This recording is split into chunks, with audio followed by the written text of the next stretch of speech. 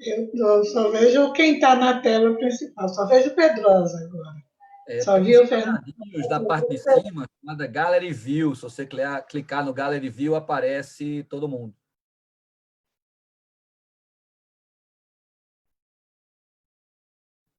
Como é que é? Em cima, do lado Oi? direito, tem uns quadradinhos escrito Gallery View. Se você clicar nesse, ele muda de aparecer só a pessoa que está falando para aparecer todo mundo. Mas eu acho que o modelo vai ser ficar aparecendo quem está falando. Eu imagino que... Ok. Porque assim, quando se eu abrir minha câmera, aí eu não vejo ninguém. Eu estou sem a câmera, O áudio.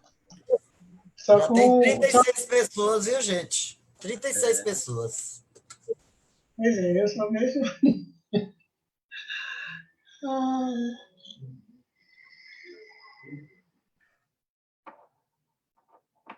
Podemos iniciar, Pedrosa. Rosa, pode começar. Você está no mudo.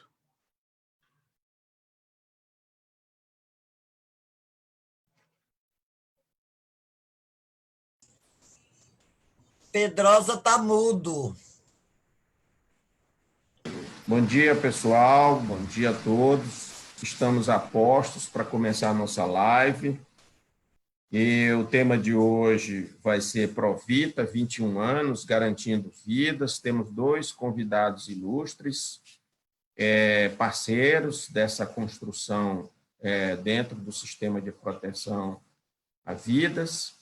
E vamos fazer aqui um diálogo, uma reflexão importante com esses dois parceiros. Em primeiro lugar, eu queria anunciar o doutor Fernando Matos. Ele é advogado, defensor dos direitos humanos, ex-coordenador-geral do GAJOP, aquela entidade não governamental histórica do estado de Pernambuco, né? Ex-secretário executivo de Justiça e Direitos Humanos de Pernambuco, ex-coordenador do Programa de Proteção aos Defensores dos Direitos Humanos Ameaçados, ex-diretor de Defesa dos Direitos Humanos da antiga SDH, né? Ex-diretor de Diálogos Sociais da Secretaria-Geral da Presidência da República, já está aqui conosco, e também a doutora Ana Rita Cerqueira Nascimento, promotora de justiça. Tem microfone aberto.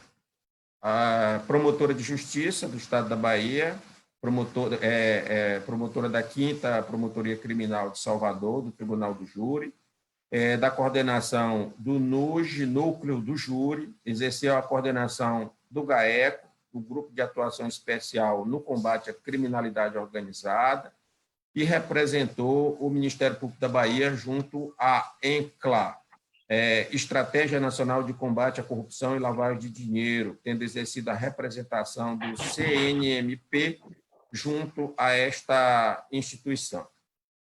Nossos dois ilustres convidados vão fazer intervenções que nós esperamos em torno de 15 minutos. Estamos já com um pouquinho de atraso, então eu gostaria de ceder a palavra ao Fernando Matos, né? Que já está também a postos, e logo em seguida a Ana Rita. Esperamos que, depois das reflexões dos dois convidados, a gente possa fazer pelo menos uns 30 minutos de debates, né? Então, eu, sem mais delongas e já bem apresentado, eu concedo a palavra ao doutor Fernando Matos. Bom dia a todos e a todas. Um abraço ao meu querido amigo Pedrosa. Gostaria de cumprimentar todos que estão aqui participando da live e com um especial carinho para a debatedora, a doutora Ana Rita, que pela sua experiência prática como membro do Ministério Público vai poder enriquecer muito as nossas reflexões. A minha intenção é tratar um pouco sobre a origem e o desenvolvimento do programa, para que a gente entenda, nesses 21 anos, se o programa precisa de aperfeiçoamentos legais, né, e do ponto de vista do seu funcionamento. gostaria de refletir sobre a importância dessa política pública exitosa e inédita no mundo, e, no final, fazer uma análise da atual conjuntura política e das implicações que isso pode ter na proteção de vítimas e testemunhas ameaçadas. Então, se eu puder gastar 5 minutos em cada uma das 3 etapas, eu me darei por satisfeito nessa primeira fase. Então, o programa ele começa um pouco antes de 99, em Pernambuco, através de uma iniciativa do GAJOP, Gabinete de Assessoria Jurídica das Organizações Populares, com o apoio, na época, da Anistia Internacional e do Movimento Nacional de Direitos Humanos. O Brasil não possuía nenhuma legislação que ajudasse a pessoa que testemunhou um fato criminoso e quisesse contribuir com a polícia ou com a justiça. A legislação só falava que, se você mentir em depoimento, você comete crime, e se você for uma testemunha arrolada e não quiser comparecer, você vai ser conduzido sob vara. Então, não havia proteção nenhuma. A pessoa dava o seu depoimento e voltava para o seu lar, para a sua residência, muitas vezes em áreas, digamos assim, mais humildes, e aonde ele não tinha segurança nenhuma por parte do Estado, após ter cumprido com o seu dever cívico, com o seu dever de cidadão, de apontar a autoria de algum crime. Enquanto diversos países possuem há décadas políticas de proteção a testemunhas. Então, começou o programa inicialmente através de um convênio do GAJOP com o Estado de Pernambuco para discutir a possibilidade de implantação de um programa, de uma política lá nesses moldes. E a participação da Anistia Internacional foi muito importante nesse início, porque o então diretor internacional da Anistia veio ao Brasil, na época, governo Itamar, se não me engano.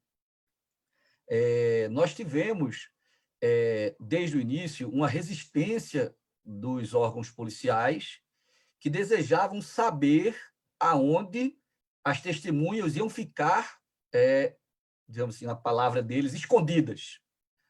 E nós dizíamos que o programa estava lá para apresentar a testemunha para a polícia ou para o Poder Judiciário, no momento em que fosse necessária a sua escuta, e não que a polícia tivesse necessidade de saber onde ela estava morando ou fazendo, porque ela não estava foragida, ela estava protegida e à disposição, né, da justiça e da polícia. Então, esse foi o primeiro desafio que a gente teve, ainda lá em Pernambuco, antes da ação. E houve um determinado momento, quando o programa começou a buscar a criação de uma rede solidária em outros estados, uma demanda para que esse programa fosse implementado também em outros estados do país. E esse debate chegou ao conhecimento da então Secretaria de Direitos Humanos do Ministério da Justiça, onde estava à frente o doutor José Gregório, que convidou, então, o GAJOP e o Movimento Nacional de Direitos Humanos para discutir a implementação dessa política pública no país. Foram aí, então, que começaram os debates sobre um projeto de lei para criar uma política pública. Esse projeto ele foi aprovado em tempo recorde no Congresso, né? E, na data de hoje, em 1999, a Lei 9.807 foi promulgada. Então, a partir daí, nós passamos a ter um instrumento que permitia aos governos dos estados a criarem os seus programas estaduais com segurança, porque havia uma lei geral que disciplinava o sistema de segurança e colocava a responsabilidade no governo federal, nos estados, com a participação da sociedade civil. Esse é um diferencial que, para muitas pessoas que estão aqui nos assistindo na live e que não são das equipes dos programas, que desconhecem isso. A maioria, ou a unanimidade dos programas internacionais, o programa é executado por algum tipo de órgão estatal. E, no Brasil, em especial no momento da criação do programa, havia uma noção de que a sociedade civil ia contribuir, tá certo, na constituição do sistema, e que o Estado iria aprender, iria se preparar para, posteriormente, assumir uma responsabilidade, até mesmo na execução do programa. Por que isso? Por uma falta de confiança das pessoas em entregarem as suas vidas e de seus familiares para órgãos em que havia a suspeita ou a possibilidade de haver alguma infiltração ou de haver algum vazamento. Então, as pessoas não tinham, naquele momento, a confiança de, digamos assim, entrarem em uma situação de anonimato e confiar toda a sua existência, alimentação, escola, saúde, trabalho, o que fosse, para órgãos policiais que não tinham, além de não ter uma formação para fazer isso, não terem equipes para fazer isso, eles tinham suspeitas de possibilidade de haver vazamento. Nesse início da política, nós tivemos o apoio do então governo federal para contactarmos e trocarmos experiências com diversos órgãos internacionais que executavam os programas de proteção nos seus países. Então, Reino Unido, Canadá, Estados Unidos, Holanda, Alemanha, Itália, todos esses países trocaram experiência com o Brasil na formação do programa, e eles olhavam com bons olhos a experiência inédita do Brasil de ter uma rede solidária, sigilosa, para proteger testemunhas. Mas nos primeiros anos, havia um debate muito grande, porque era um momento em que, fazendo uma propaganda intelectual, o liberalismo. E então se discutia se o Estado, ao conveniar com a sociedade civil, ele não estava terceirizando uma responsabilidade que era dele. Esse debate foi superado, né? E, ao contrário, se mostrou que não é uma terceirização, mas uma parceria em que a sociedade civil entra não apenas com a rede, mas com a qualidade de suas equipes técnicas, com a dedicação, tá certo, que ela possui, e, nesse sentido, milhares de vidas foram salvas ao longo desses 21 anos, centenas e milhares de pessoas foram reinseridas na sociedade civil, na sociedade brasileira, e muitos grupos criminosos foram desbaratados. Então, esses são apenas alguns, digamos assim, destaques dessa origem do programa. Após a legislação, a rede começou a se espalhar pelo Brasil. O programa federal ele passou a tratar dos casos dos estados que não possuíam programas estaduais, e os estados, através da sociedade civil, montaram uma rede de intercâmbio de testemunhas para aumentar a segurança das pessoas protegidas. O programa também a lei tratou da delação premiada, da colaboração do réu para obter uma possível diminuição de sua pena ao contribuir com a identificação de corréus em grupos criminosos, né? Após o início dos governos do presidente Lula e da presidente Dilma, com a criação da Secretaria de Direitos Humanos ligada à Presidência da República, o programa ele passou a ter uma centralidade maior dentro da política de direitos humanos. Então, nós entendemos que esse programa é um programa que garante a vida, é um programa que contribui com a justiça, com a segurança pública, mas ele não é um programa de segurança pública, ele é um programa de direitos humanos, e como direitos humanos ele é um programa de Estado. E como programa de Estado, não interessa o partido ou a ideologia da pessoa que transitoriamente está à frente dos governos estaduais ou do governo federal. As políticas de direitos humanos são permanentes. Então, ao longo desse período, nós tivemos um modelo no estado do Rio Grande do Sul que se diferenciou de saída por ser executado diretamente pelo Estado federado, o PROTEGE. Então, houve um aprendizado, uma convivência entre dois modelos distintos. Volto a frisar que o entendimento, após 21 anos, é que o Estado brasileiro não se preparou, o Estado brasileiro não aperfeiçoou as suas estruturas para assumir esta política. É lamentável que, mais de 2 décadas após a promulgação da lei, o Estado continue com os mesmos problemas, os mesmos defeitos, as mesmas vicissitudes de 21 anos atrás. Violência policial, tortura, participação de agentes públicos em grupos de extermínio, ameaça a defensores de direitos humanos. Então, a falta de confiança, a falta de credibilidade que o cidadão, a cidadã, identifica no Estado para colocar a sua vida e a dos seus familiares sob as mãos dessa máquina pública, permanece. Por outro lado, a sociedade civil continuamente elaborou seminários, reuniões, articulou-se, trocou experiências, contratou consultorias, fez intercâmbios de técnicos. A sociedade civil o tempo todo investiu nesta política como algo seu, algo prioritário, algo que ele identificava como uma missão de relevância para o país. Então, a sociedade civil, ao longo desses mais de 20 anos, trabalhou para se capacitar continuamente na execução e no aprimoramento dessa política pública. Tá certo? 5 minutos. Paralelo. 5 minutos?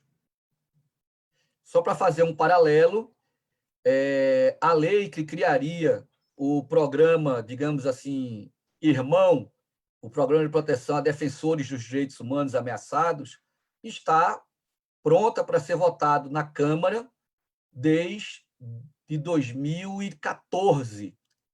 E a Câmara nunca votou, e se nós vemos a conjuntura que nós estamos hoje, no qual os direitos humanos, aí já caminhando para a conclusão, os direitos humanos são tratados como sendo defesa de bandidos ou elementos de esquerdopatas, quando os direitos humanos são reconhecidos universalmente como direitos indivisíveis e interdependentes, que não têm uma linha política. Ele foi construído bebendo de todas as fontes, desde as grandes religiões até as grandes teses políticas do século XX e do século XXI. Os direitos humanos estão em constante evolução e aperfeiçoamento. Eu vejo hoje um risco, exatamente por isso, por termos hoje negacionistas dos direitos humanos, defensores da tortura, defensores de eliminação física de adversários políticos. Nós temos visto em várias áreas dos direitos humanos, como na área ambiental, na área indígena, retrocessos gritantes, onde o Brasil se isola do mundo civilizado.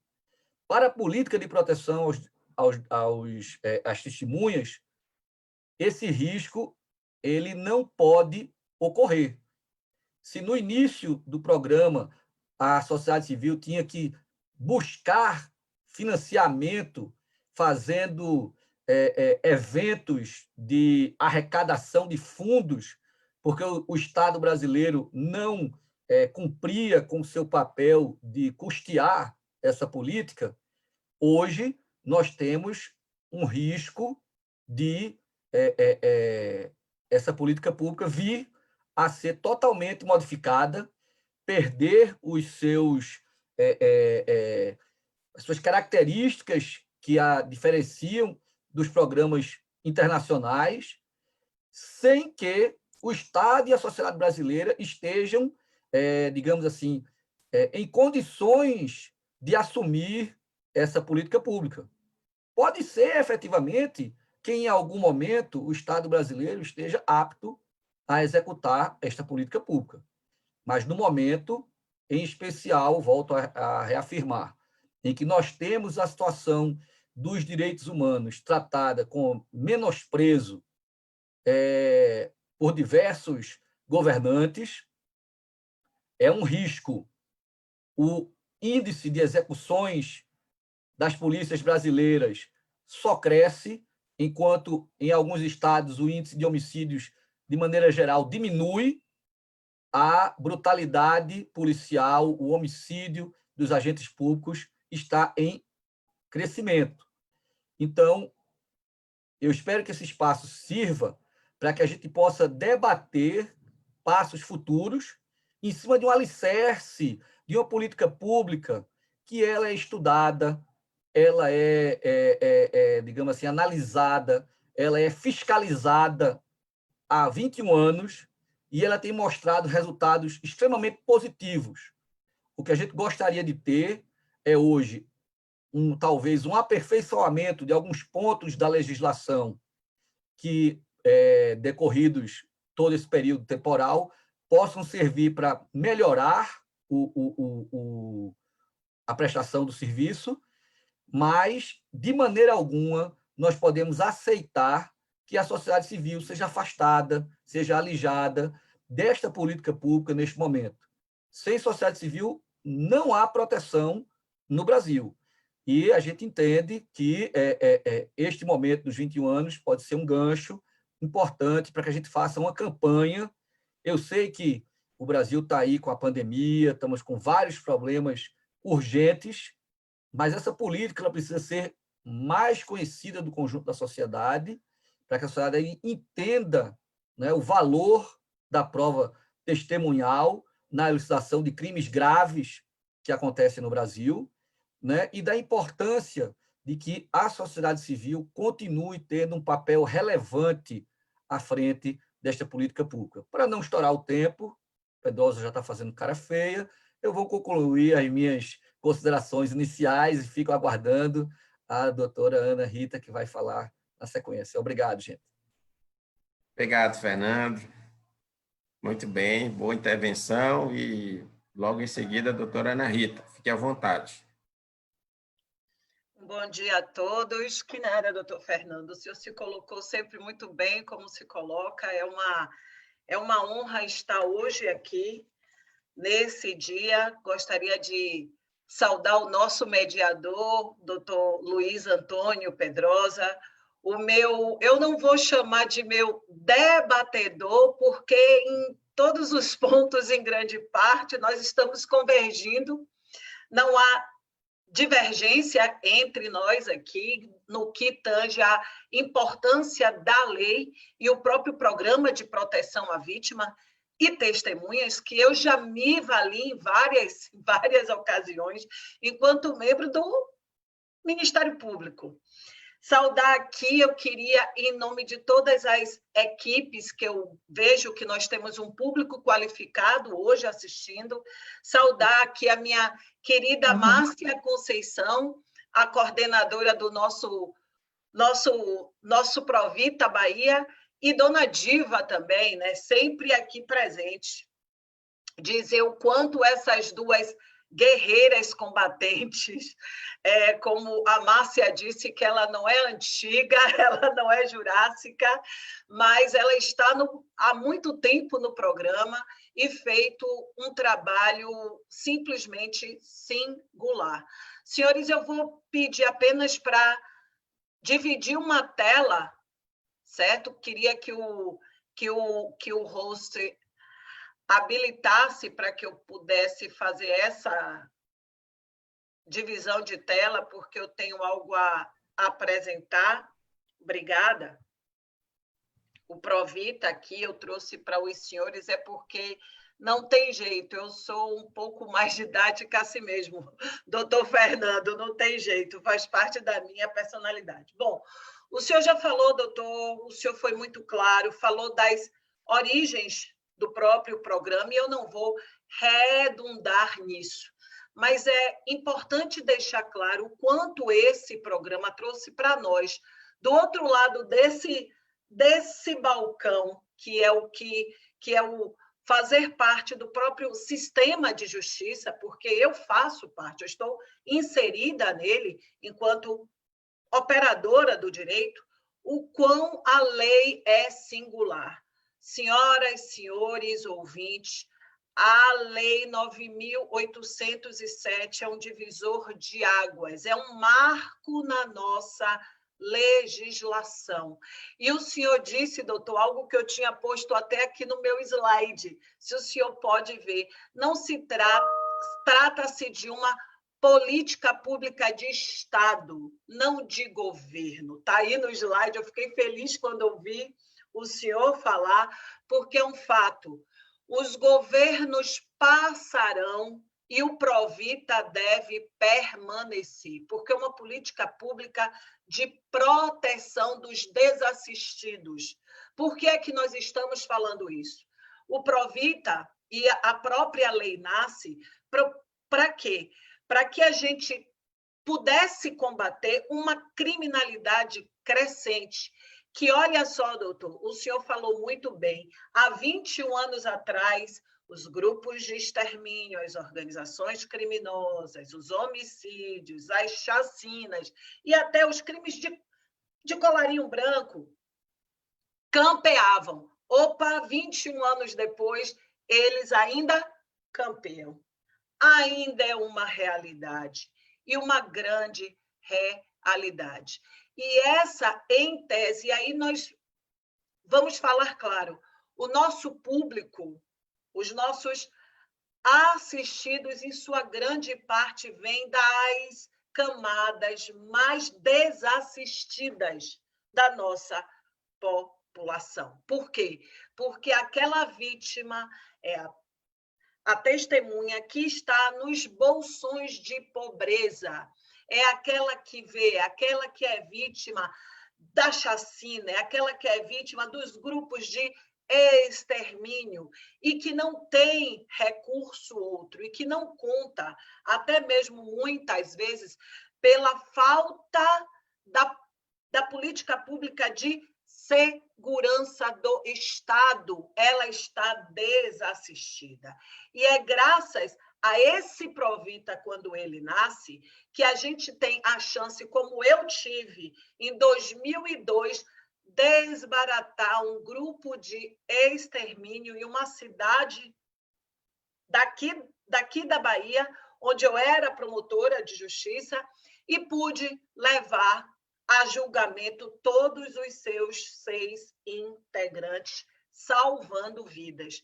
Então, aí nós vemos a grande importância que a lei tem. O avanço da legislação, a meu ver, doutor, o que é que ela traz de mais inovador? Ela faz com que o governo federal institua a proteção, os estados repliquem, e aí o senhor, mais uma vez, foi lúcido. A gestão pela sociedade civil é imprescindível. Claro, o plano primeiro era a sociedade civil começa, o órgão da sociedade civil começa, e com o tempo, essa execução volta para o Estado. E hoje nós vemos que ninguém melhor para essa execução do que a própria sociedade civil. Por quê? Aí muitos vão dizer, não, mas quem tem que gerir isso é o Estado. Não. O indivíduo, e eu pude ver isso em vários olhares, em várias vítimas e testemunhas que eu ouvi pessoalmente. Elas se sentem muito mais confortáveis, confiantes, quando do lado dela, e ela sabe que vai ser levada, cuidada por alguém que também faz parte da sociedade civil como ela. Ela não quer ser entregue a um órgão principalmente quando sabemos muito bem, e é muito triste, muitas desses autores estão ligados ao Estado. No caso do grupo de extermínio de Santo Antônio de Jesus, quem eram? Prepostos da Polícia Militar e Civil.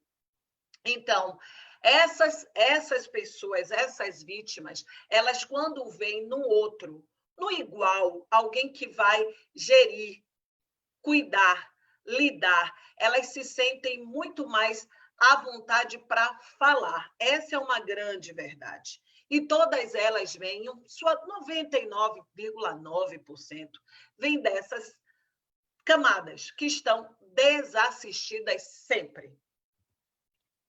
De um lado, nós temos autores com poder econômico, poder político, pertencentes, em muitos casos, à própria estrutura do Estado, como eu falei antes, policiais. De outro lado, nós temos vítimas e as testemunhas sem um nível educacional, elas não conhecem nem o próprio direito, muitas vezes.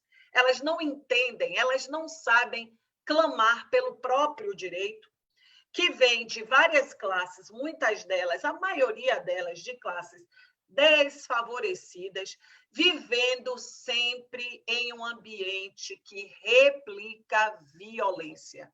Isso é o que nós vemos em nossa grande parte. Onde a gente deve reforçar a nossa fala, e é o que eu digo sempre. O que a lei traz, que eu acho fantástico, doutor, não sei se o senhor concorda comigo e os outros ouvintes também, é você poder ter o conselho deliberativo, onde você coloca no conselho representantes do nosso sistema de justiça e outros órgãos afins. Esse conselho deve ser fortalecido. Os conselhos neles precisam estar sempre presentes pessoas que estejam comprometidas com o desenvolvimento do programa, pessoas que entendam o programa de proteção. Não pode ser um mero cargo para quem queira constar, eu faço parte do Conselho Deliberativo do Provita, sim, e faz o que lá? E sabe o que? Precisa ter sempre outras pessoas com diálogo, com interlocução e que entendam as demandas do programa. São pessoas que precisam saber que quem ingressa no programa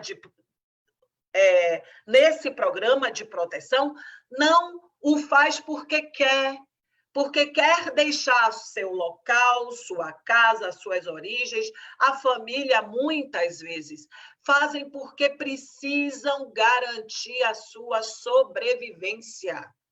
Então, essas pessoas precisam ter nos conselhos autoridades que entendam a fala e a urgência. A imprescindibilidade, aí eu falo para todos que estejam nessa live e estejam todos ligados aos órgãos. É necessário o repasse orçamentário federal e estadual para as entidades gestoras do programa. Sem esse repasse, elas não sobrevivem.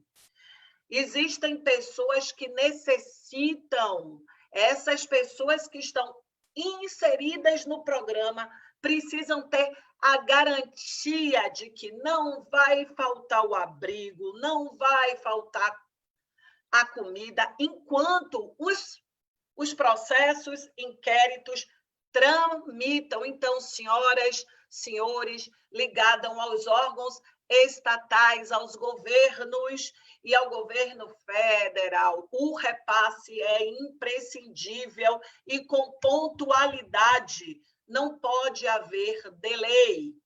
Nós precisamos, sobretudo, doutor Fernando, concordo com o senhor, fortalecer os órgãos da sociedade civil que gerem os programas e a rede de assistência que atendem os usuários, porque graças a essa rede, graças a essa sociedade civil aí fora, que o usuário sobrevive e crê no programa. Então, senhores, senhoras, nós estamos falando em fortalecer a sociedade civil, sim. É ela quem deve gerir o programa, sim, por todos os aspectos e sucesso que ela já mostrou durante todo esse tempo. É uma fala que eu acho que o doutor Fernando concorda, porque ele disse, eu também. Sabe, nisso nós não divergimos de forma alguma, eu acho que ninguém. A sociedade civil precisa gerir. Ela consegue chegar mais perto, ela tem uma fala próxima e pode ter uma rede que o Estado nunca conseguiria ter. A sociedade civil tem.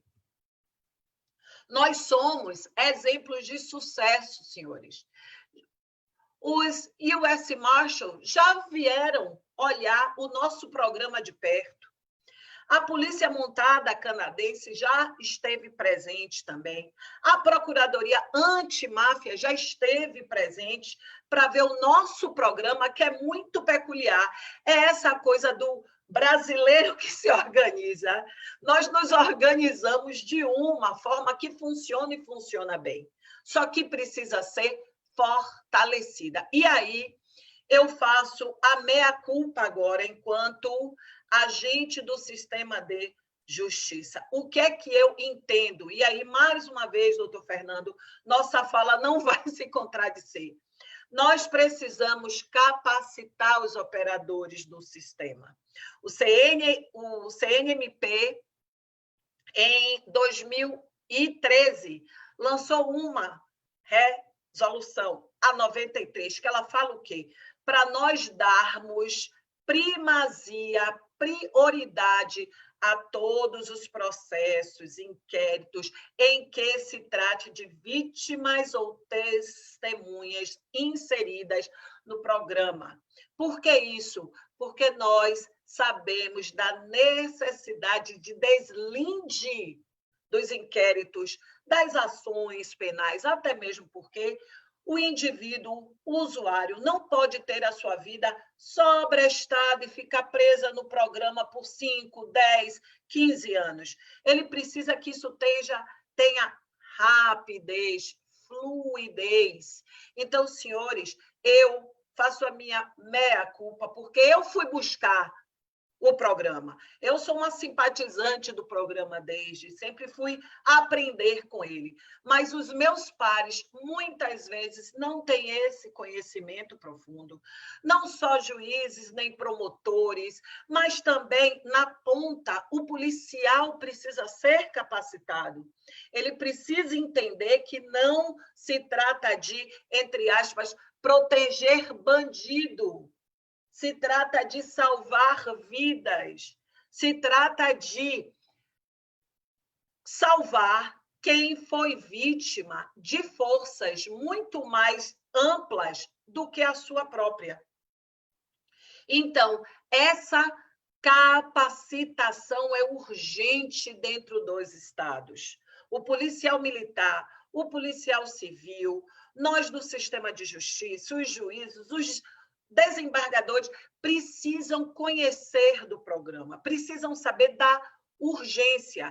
E essa resolução, ela foi um avanço em 2013. Como eu disse, repasse de verbas que precisa ser urgente sempre. Por muitas vezes eu vi a Márcia Conceição sofrendo, como tantas outras, pela questão de agora nós vamos fazer o quê? Estou com X assistidos e a verba precisa ter repasse rápido. Precisa, em todos os estados, porque essas pessoas dependem. Ampliar essa rede de assistência. Nós estamos precisando e muito ampliar a rede de assistência. O 5 usuário, minutos. Muito obrigada, doutor. O usuário precisa ter essa rede ampliada. Ele precisa saber porque ele está posto em um pouso seguro, em que ele não pode se locomover só, ele não pode acionar só, se necessitar de ajuda externa, de médico, do que seja, ele precisa, então, ter que as políticas públicas se tornem eficientes, desburocratizando o acesso do próprio usuário que está nessa situação. Então, senhores, sobretudo hoje, eu vim para poder brindar aos 21 anos, mas falar que as conquistas que nós temos, e temos muitas, elas não podem ser estagnadas, elas precisam ser ampliadas. A verdade é essa. Nós precisamos, e aí concordo de novo com o doutor Fernando, nós estamos vivendo um momento único, excepcional, uma pandemia, mas precisamos revitalizar a fala do Provita. O cidadão aí fora precisa conhecer, e o cidadão aqui dentro, os membros do próprio sistema de justiça precisam saber desse programa, precisam saber da efetividade dele e desmistificar vários pontos neles. Por exemplo, e aí, doutor, rapidinho, eu já tive a chance de fazer atendimento de vítima ou testemunha que me disse isso aí de novo, relato que ela traz para mim, que quando ela disse ok para entrar no programa, ingressar, o interlocutor dele lá atrás disse, não se preocupe, você vai poder fazer uma plástica e mudar seu rosto. Você vai poder... Essa fala é que precisa ser revista. Por isso é que eu digo, precisamos capacitar os nossos operadores, precisamos rever a norma no que ela pode ser melhorada, mas, sobretudo, dentro da nossa realidade e alcance. Nós temos que ter regras certas e sólidas e ampliar essa rede. E aí, doutor, digo, sou peremptoriamente contra que a gestão vá ou passe para o Estado. Deve ser mantida com a sociedade civil. O usuário se identifica e confia. Foi uma construção de 21 anos de confiança que não pode ser jogada fora.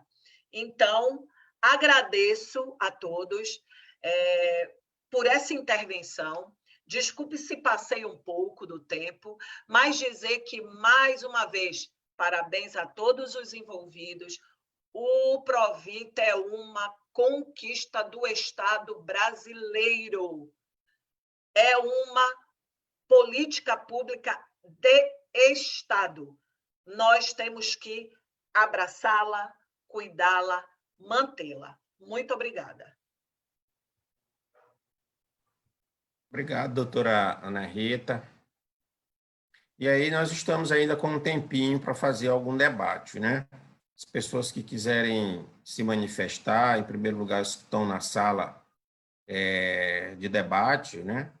E tem várias pessoas com experiência também histórica dentro da construção dos programas de proteção, elas podem se manifestar neste momento. Vamos combinar uns 2 minutos para uma intervenção, para que as pessoas possam participar. Deixa eu escrever. Quanto maior o número de participação, acho que melhor, né? Escreva. Diva querendo falar. Isso. Pode falar, Diva. Gente, parabéns ao doutor Fernando Matos, com muita procedência, riqueza e detalhes. E parabéns à doutora Ana Rita, tão promotora, conhecida, parceira da luta do programa de proteção na Bahia. Doutora Ana Rita tem sido uma parceira desde o início desde o início, né? É uma pessoa que compreende bem, ela expôs muito bem a necessidade, eu vou me ater aqui à questão da sociedade civil. Ela é uma promotora que entende muito bem o papel da sociedade civil nessa política pública, né?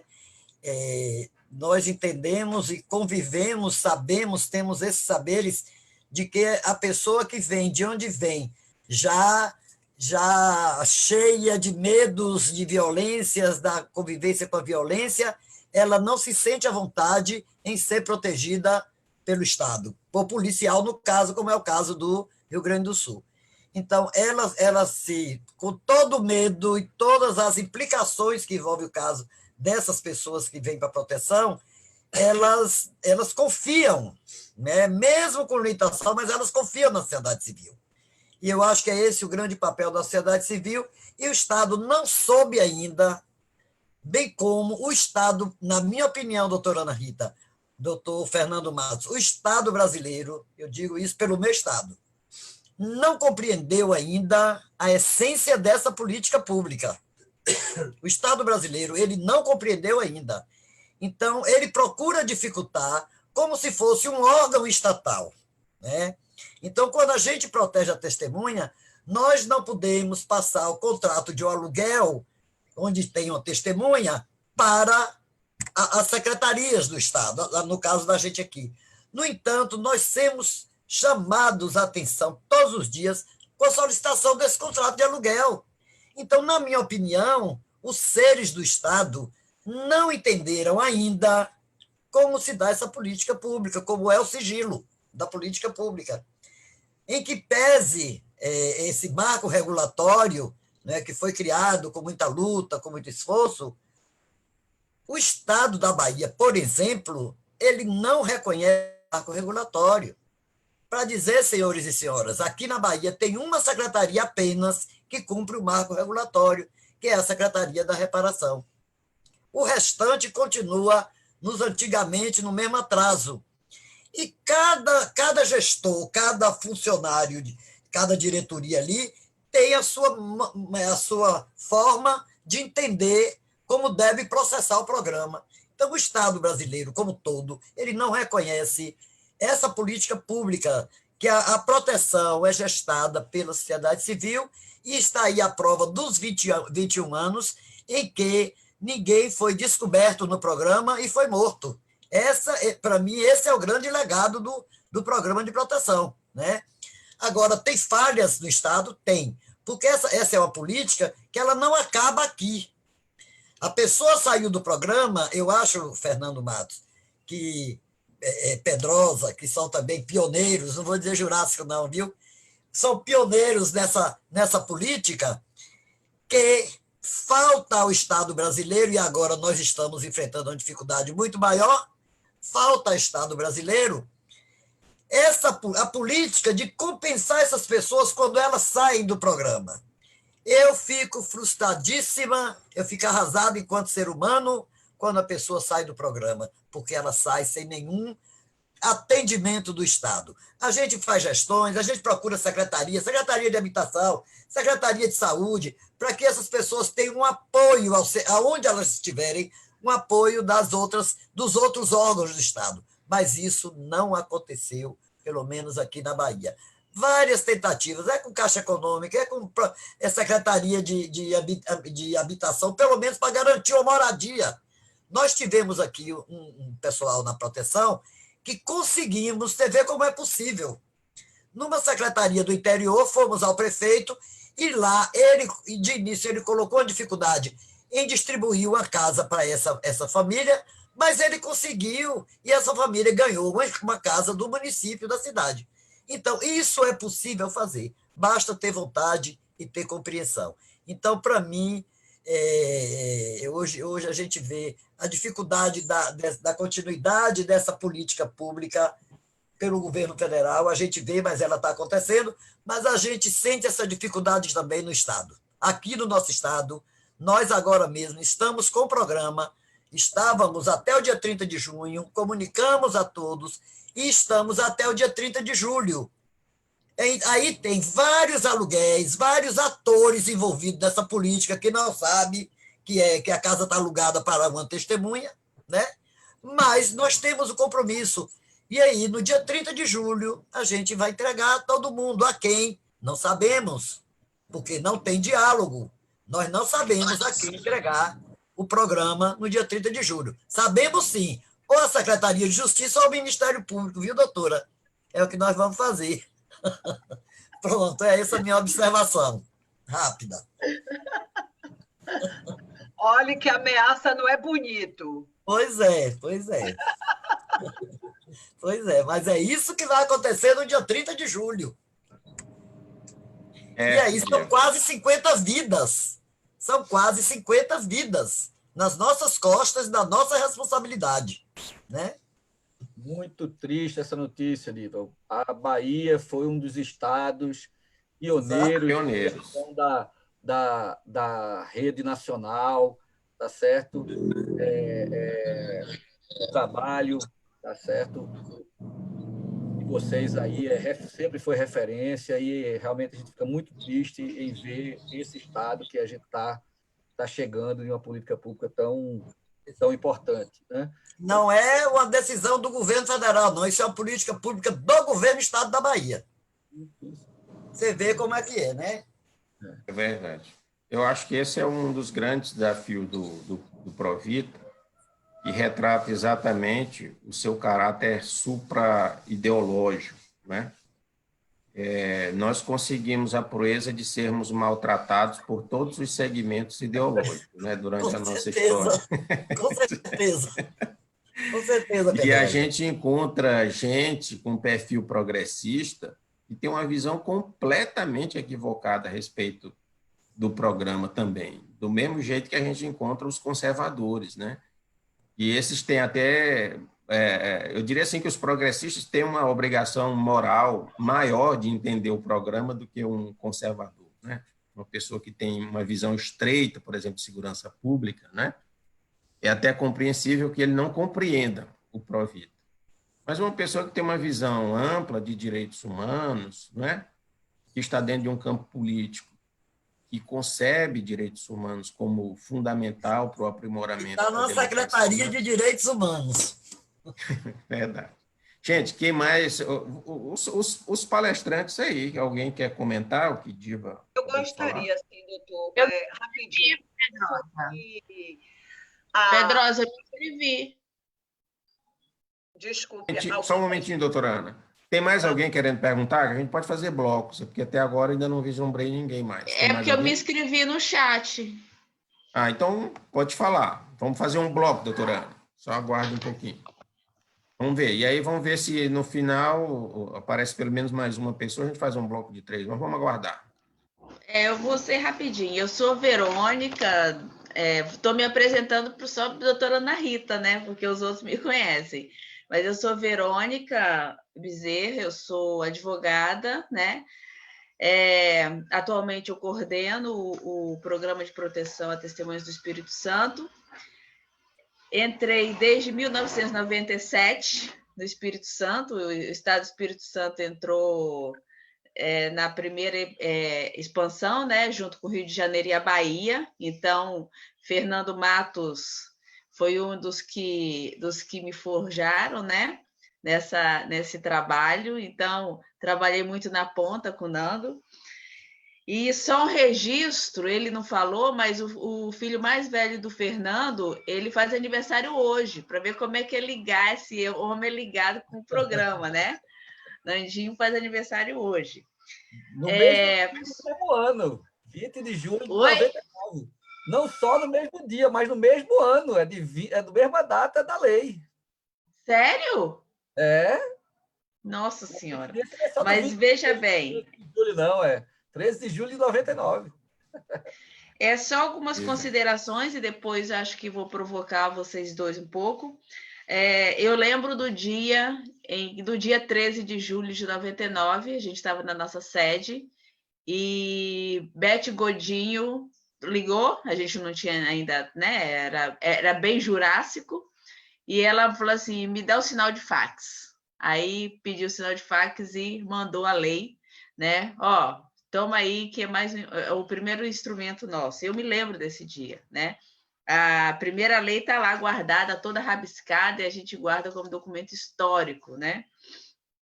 Eu acho que é importante a Lei 9.807, ela traz toda essa importância, toda essa carga normativa histórica que vocês bem pontuaram, e ela serviu de esteira para a sociedade civil, né? Capitanear a construção de 2 outros marcos importantes, que é o nosso manual de procedimentos, geral de procedimentos, e o guia de permutas. Né? Então, a lei ela serviu para isso, que hoje são 2 instrumentos importantes, assim como a resolução do CNNP, que a gente utiliza muito aqui no Espírito Santo, junto com os nossos representantes do Ministério Público, né? Que ali dá um poder ao Ministério Público, inclusive, de fazer essa política pública andar, e o Ministério Público, nesses momentos de aperreio, é quem a gente se apega, né, para poder, esses momentos igual a Bahia está vivendo. Acho que é importante pontuar aqui, também na esteira da lei e dos manuais, a construção pela sociedade civil de uma pedagogia da proteção. Né, de uma pedagogia da proteção, que hoje a gente utiliza como uma caixa de ferramenta para fazer essa proteção valer, sem ser uma proteção chapão, olhando para o sujeito em proteção na sua peculiaridade, na sua singularidade. Então, essa capacidade das entidades de direitos humanos e das equipes, né, olhar de forma especial e poder responder a questão de cada um, né? Como diria Marcelo Agra, um ex-coordenador do programa, né? Ele falava o seguinte: nesse programa a gente discute de astrologia até bicho de pé. Então, o protegido, ele traz as suas questões, cada dia uma novidade, você não tem rotina, e o olhar diferenciado sobre os princípios de direitos humanos, eles são respeitados, né? E é um trabalho árduo, diário das equipes e das entidades, né? E aí é o que eu chamo de tripé da proteção. Então, um programa de proteção, se você se descuidar, você pode cercear direitos. E como é um programa de garantia de direitos, você tem que a todo tempo estar respeitando o que eu chamo, né? E aí eu trabalhei isso bastante na dissertação, a inviolabilidade, a autonomia, a dignidade da pessoa humana. Então, ele tem que estar a todo tempo protegendo vida, mas a todo tempo fazendo essa observância, se esmerando, se capacitando, estudando, para que em momento nenhum, mesmo numa situação especial de existência, que é o momento da proteção, né, não desrespeite esse tripé do princípio da proteção, que é a inviolabilidade, a autonomia e a dignidade da pessoa humana. Né? Então, acho que esse é o desafio diário das entidades de direitos humanos, de não deixar isso acontecer. Então, por isso as equipes sempre em capacitação, sempre em supervisão, sempre revisitando a prática, sempre volta atrás, assim não dá, e apostando no sujeito em proteção, apostando na pessoa, porque ela é a protagonista dessa proteção. Né? Então, é importante a gente trazer isso. E sempre esse diálogo permanente com o poder público, nessa construção de acesso aos direitos básicos, que, como a doutora mesmo falou, a situação de vulnerabilidade que eles chegam no programa é absurda. Né? É absurda. Então, a gente garantir com o Estado esse caminho, né? essa pavimentação desse caminho para o acesso aos direitos básicos, que muitos não têm, a maioria não tem. E aí fica a pergunta para vocês dois, né? Como é que a gente constrói, né? E como é que a gente pode um jeito de revisitar essas práticas em momento de pandemia, em que a gente está tendo que revisitar as práticas do programa para operar em uma situação de pandemia e pós-pandemia. Nós tivemos aqui no Espírito Santo que construir a entidade, né, o CADH, ele teve que construir um protocolo de atuação em pandemia para proteção, porque nós visitamos, não é um trabalho que a gente faz online. A gente não pode fazer online, atendimento online, proteção online, não existe. né? Nosso trabalho é equiparado aos policiais e aos profissionais da saúde. A gente tem que estar lá, né? Não existe triagem, você tem que estar lá, né? Então, a gente teve que construir todo um protocolo próprio do CADH, da entidade, para proteção, além da vida, da ameaça, mas a questão da pandemia também, né? Então, assim, como é que vocês, o que vocês apontam, vocês do alto da experiência de vocês, né? E como é que a gente, mais elementos, eu queria que vocês comentassem um pouco isso. Como é que vai ser o programa? E eu estava pensando isso hoje de manhã, Nando, há 20 e tantos, que a gente tem que contar desde 96, né? Eu conto desde 96 do Gajop. Em 1996, quando que a gente pensou que a gente tivesse que executar um programa de proteção, que já é muito difícil, em pandemia? Isso a gente não pensou, a gente pensou um monte de coisa, mas isso não pensou, né? Então, a gente está tendo que operar de um jeito e proteger duas vezes. Eu falo que é uma dupla proteção, né? Proteger da ameaça e proteger dessa situação toda, né? Acho que eu queria que vocês falassem um pouco isso, como é programa de proteção em tempos de pandemia, né? Ok, Verônica. Jô, está inscrita também, vai querer falar? Isso. Aí a gente fecha nesse bloco de 3. Aniversariante de ontem, aniversariante de ontem. Sim. Exatamente, Fernando. Então, eu queria primeiro agradecer tanto ao Fernando quanto à doutora Ana Rita, que prontamente aceitaram esse desafio de estar aqui conosco nesse momento de celebração, né? Que a gente está falando o seguinte: é um momento de celebração, sim, né? É um momento de celebração, sim, porque é um momento, como disse o Fernando e também a doutora Ana Rita, é um momento que nós precisamos cuidar, né? Cuidar daquilo que nós conquistamos, daquilo que nós garantimos, né? Então, primeiro essa questão que eu queria colocar. A outra questão que eu queria também trazer é que o seguinte: nós estamos vivendo vários desafios, e tem um desafio que, para nós, ele é muito, muito, neste momento, que é a questão de um item chamado parametrização, né? Ou seja, nós estamos num determinado momento em que todos os direitos são levados como se fossem considerados mercadoria. Proteção não é mercadoria. Proteção não cabe dentro de uma caixinha de 1.000 e tantos reais por mês para uma família de 4 pessoas. Porque essas pessoas que chegam para a proteção, elas chegam pessoas quebradas, pessoas desestruturadas, pessoas diminuídas, pessoas despotencializadas. Consequentemente, elas precisam de todo o investimento que resgate a vocação natural do ser humano, que é vida plena.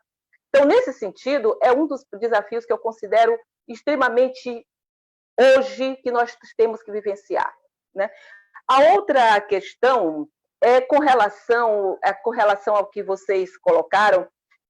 Por exemplo, hoje, há um tempo atrás, nós tínhamos essa experiência do Protege no Rio Grande do Sul, hoje nós também temos em Santa Catarina. E, entretanto, este ano, várias entidades da sociedade civil têm chegado até o modelo Provita e dito: não dá de levarmos as nossas testemunhas para esse modelo, porque, como disse bem a doutora Ana Rita, os algozes dessas pessoas, aqueles que ameaçam essas pessoas, são justamente pessoas oriundas do quadro do Estado. O que fazer com essa situação, já que o Provita em si é um programa que ele não é qualquer pessoa que é vítima, que está ameaçada, que vem para o Provita. Ele vem se ele tem uma contribuição com a justiça. Então, o vínculo com o Poder Judiciário, o vínculo com o Ministério Público, o vínculo com os órgãos de sistema de justiça e segurança, ele é essencial. Senão, ele não entra para esta política. E aí nós ficamos: o que fazer? Porque nós não somos apenas agentes de proteção, nós somos militantes de direitos humanos, nós somos lutadores de direitos humanos, e conhecidos nacional e internacionalmente. Então, quando as pessoas sabem que a gente está num programa, ainda que com restrições, a sociedade civil vem até nós todos e perguntar isso: o que fazer? Então, essa é uma outra reflexão que eu trago para cá, porque, como bem disse o Fernando, nós, sociedade civil, nos preparamos. Se nós, lá no início, nós tínhamos uma lógica ainda punitivista, hoje nós temos uma lógica totalmente emancipatória, que é o que Verônica brilhantemente acabou de colocar. O protegido, para nós, é um sujeito de direito. O nosso trabalho de proteção é um trabalho de educação em direitos humanos. Não é um trabalho de guardar este corpo físico e biológico, é um projeto de resgatar vidas. Então, essa paixão que nós trazemos por essa política, né, que nasceu da nossa luta, da nossa militância de lutadores de direitos humanos, e que nós preservamos, não é qualquer política. Nós não fazemos proteção na lógica da segurança pública, na lógica do assistência social.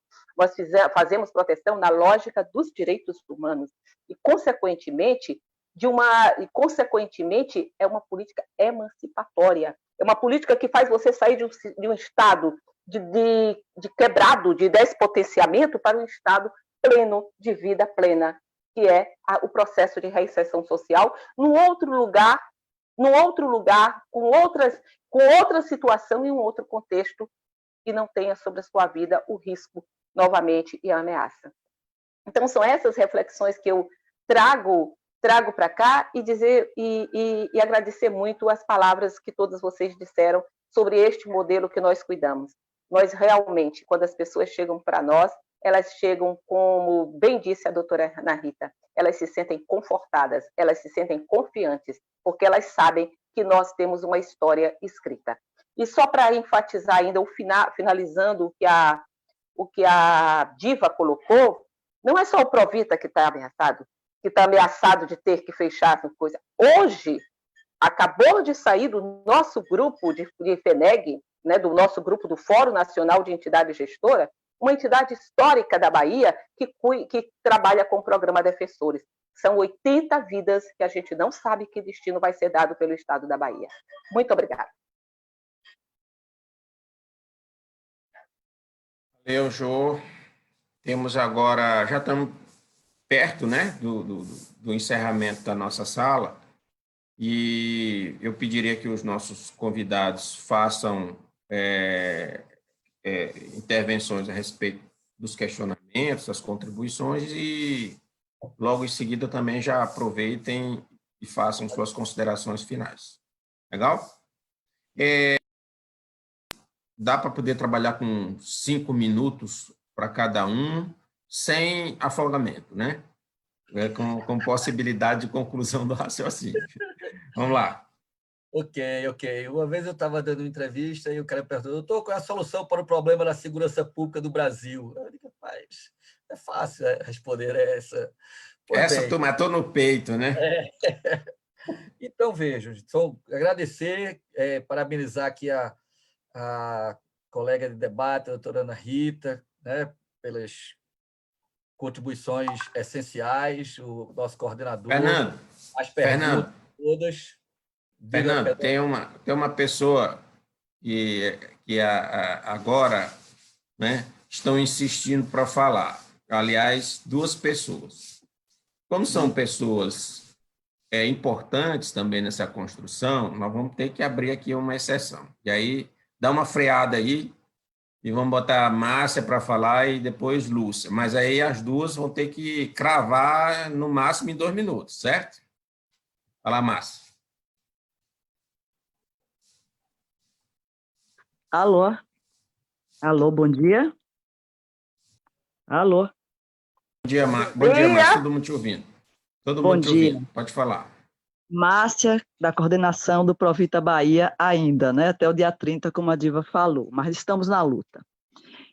A minha participação é rápida, porque todos que falaram anteriormente já estou bastante contemplada com a fala do doutor Fernando Matos, doutora Ana Rita, mais uma vez, muito obrigada por sua fala. Aqui as considerações, eu estou olhando as pessoas que estão participando da live, dizendo que a sua fala é encorajadora, que a sua fala nos trouxe assim, um ânimo novo, uma vontade de luta nova.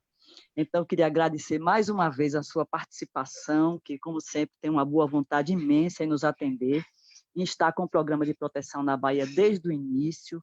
No tempo que a senhora foi coordenadora, estava lá no Ministério Público, em Brasília, que a senhora levou o programa de proteção para todos os estados, e ainda colaborou com essa norma aí do Conselho Nacional do Ministério Público, que foi justamente o resultado desse trabalho que a senhora efetuou em relação ao programa de proteção.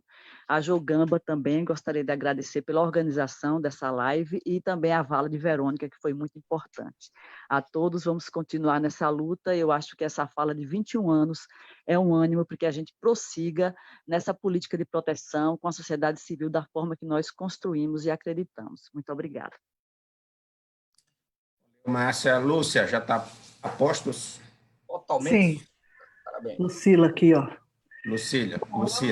Desculpa, Oi, Lucila. Fernando, tudo bem? Pedrosa, doutora Ana Rita, eu não poderia deixar de agradecer imensamente esse momento, né? A fala, não posso me estender muito, mas a fala dos dois assim traz um vigor muito forte, né? Passa um filme desses 21 anos na nossa mente e no nosso coração e nos fortalece. Então, eu penso que todas as nossas equipes, ouvindo, né, o que vocês estão falando, e também as contribuições que Jô, que Verônica, né, deram, é o que está na nossa alma, o que está dentro do nosso coração, e para manifestar também o inconformismo. Né? Acho que o Pedrosa falou muito bem de que a gente conseguiu, né, não ser bem aceito por todos os governos que passaram, mas nós resistimos, né? E vamos continuar resistindo, e eu não me conformo com essa situação da Bahia, né? Eu espero que essa live ajude também a rever essa situação, porque não é possível.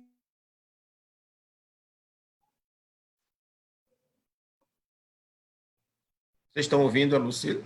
Não. Acho que caiu. Né? Essa experiência, conforme já foi falado. Então, com outros temas, e poder participar melhor. Um grande abraço. Obrigada, Fernando. Obrigada, doutora Ana Rita. Obrigada a todos. Obrigado, Lucila. Fernando, com você.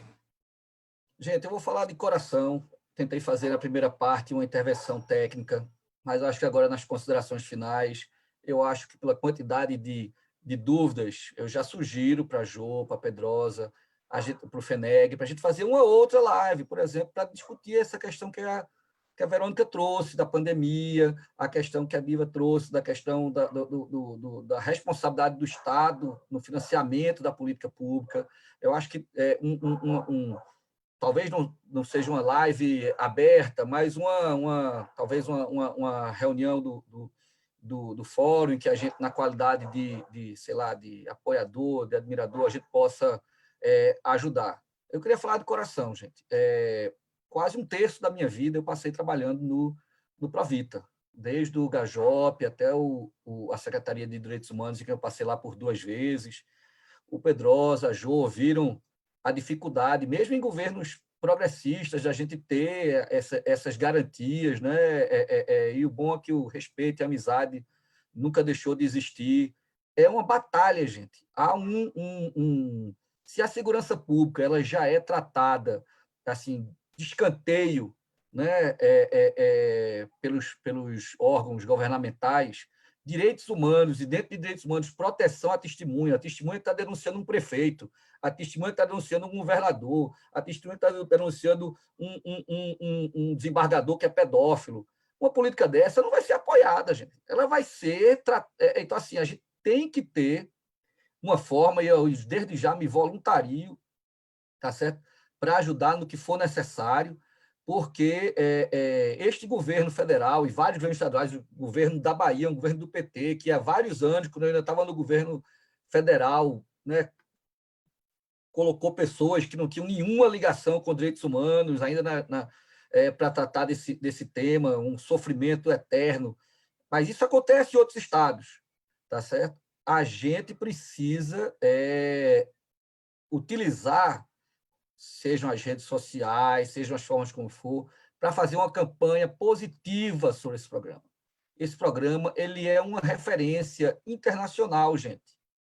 Eu fiz o curso da Polícia Montada no Canadá. Lá a polícia protege o cara e dá 90 dias para o cara arrumar um emprego. Depois disso, tchau e bênção. Por isso que eles são fãs do programa brasileiro. Porque o nosso programa é muito melhor do que o deles. Os Marshall disseram quando vieram aqui no Brasil, qual é o orçamento do programa? Que orçamento? É o que precisar, tá certo? Mas a gente tem que entender isso. Nós não vamos voltar a fazer feijoada e leilão de quadro para sustentar esse programa, não. A gente tem que ir para cima. Tem que ir para cima dessa política de destruição que o país está vivendo. Tá certo? Nós somos muito competentes, somos preparados, somos articulados, estamos numa maré contrária. Mas na maré contrária a gente abre a vela para pegar o vento.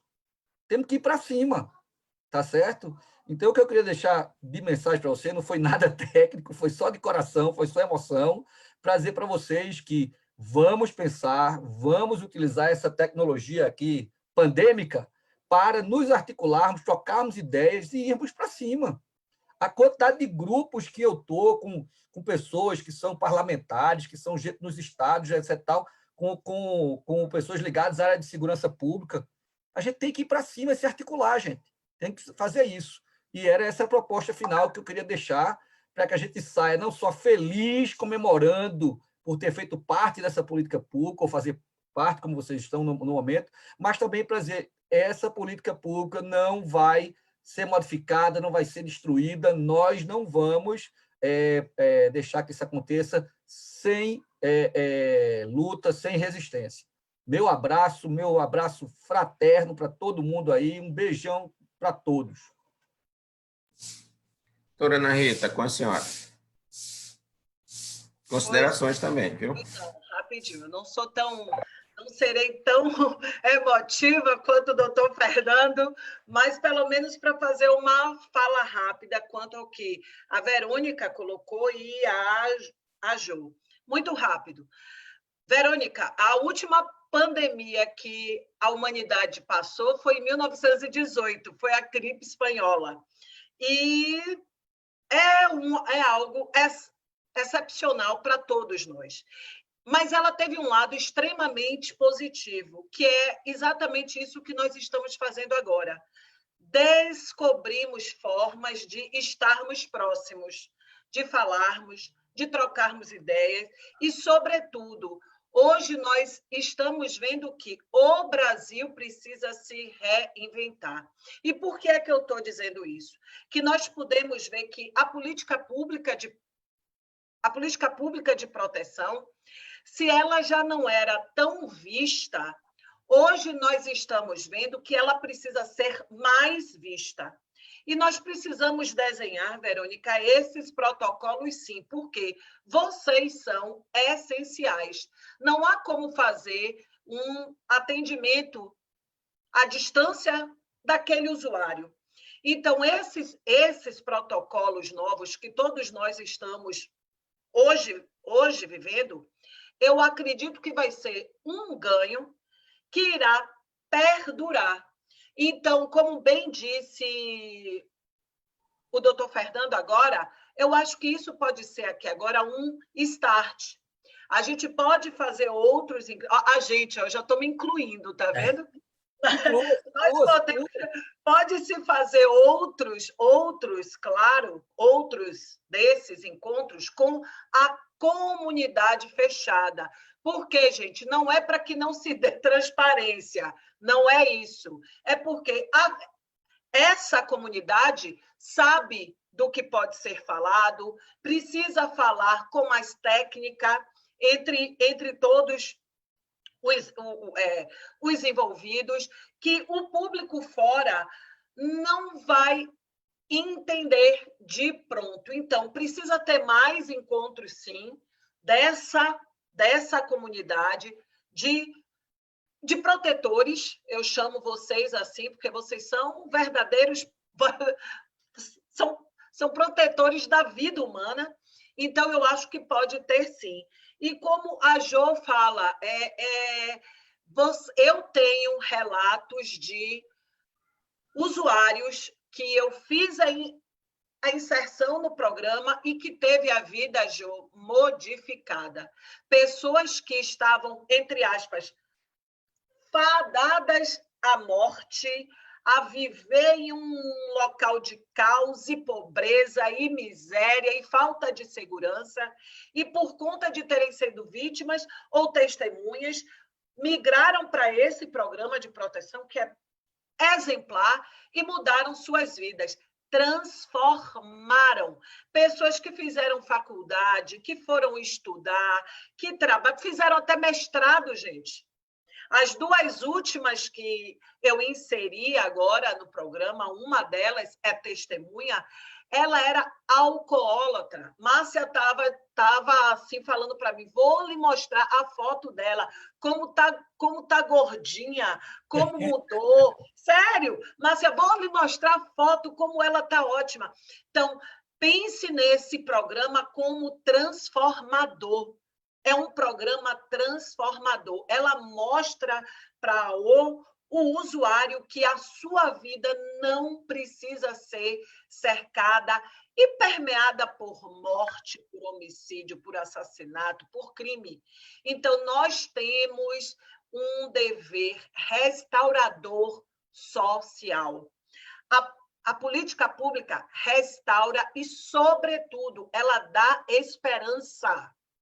Ela dá esperança de que os seus algozes serão responsabilizados e aquela comunidade pode ser livre, pode ser uma comunidade pungente, viva e que tem grandes talentos nela inseridos. Então, senhores, mais uma vez, eu peço, abracem essa política de Estado. É uma política assertiva, vencedora, que permeia onde eu não entro, porque nem sempre querem falar com o promotor de justiça, não, porque não confiam, porque não acreditam, mas falam com o assistente social que faz parte do programa.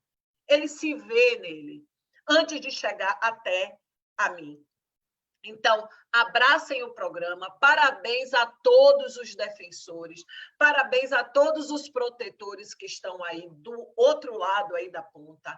Vocês são verdadeiros heróis. Estado, ajude, abrace, não deixe que essa política brilhante morra. E muito, muito, muito obrigado a todos vocês por esse convite. Agradeço de todo o coração. Tá vendo, Fernando? Fui emotiva agora. Oi, tá vendo? Muito obrigada. Obrigado também, doutora Ana, Fernando. Vamos acatando a sugestão de vocês também, mas já havia uma previsão de fazermos mais lives e reuniões como essas, né?